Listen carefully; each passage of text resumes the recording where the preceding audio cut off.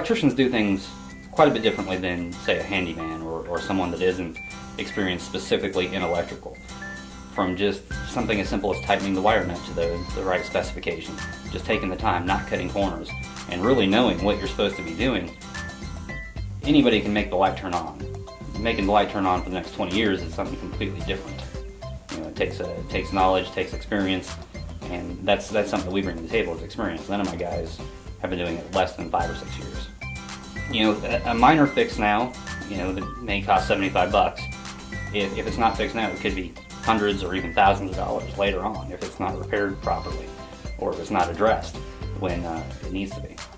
So one of the most common calls that we get is, we have a breaker tripping, and people don't think that just resetting the breaker is a problem. That's a band-aid. That's the type of thing that can burn your house down. If the breaker is tripping, let us come out and examine why is that happening. Don't just keep resetting it. We don't want your house to burn down. An electrical fire is a real thing. If it starts to burn, it can burn very fast and it can be deadly.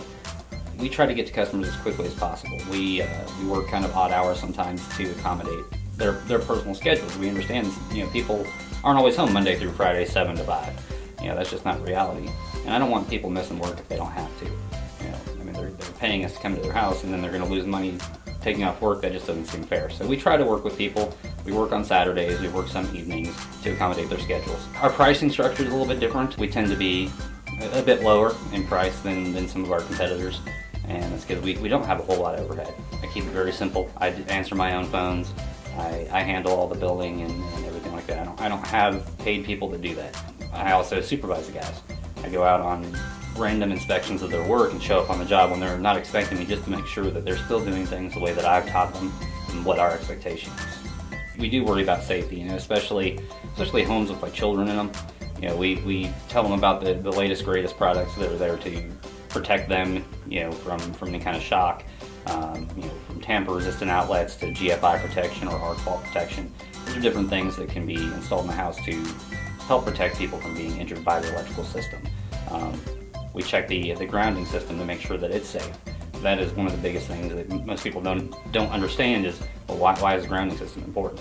And that is the one thing that keeps you from becoming the path to ground, that protects you from getting shocked when you're using simple household appliances.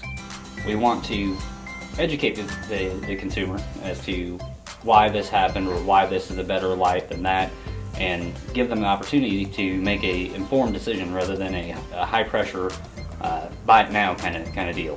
We don't want to do that to people. We're going to educate you, let you know what's wrong, let you know what the possibilities are, and let you make that decision as to what you want to get done, as opposed to pushing things on you.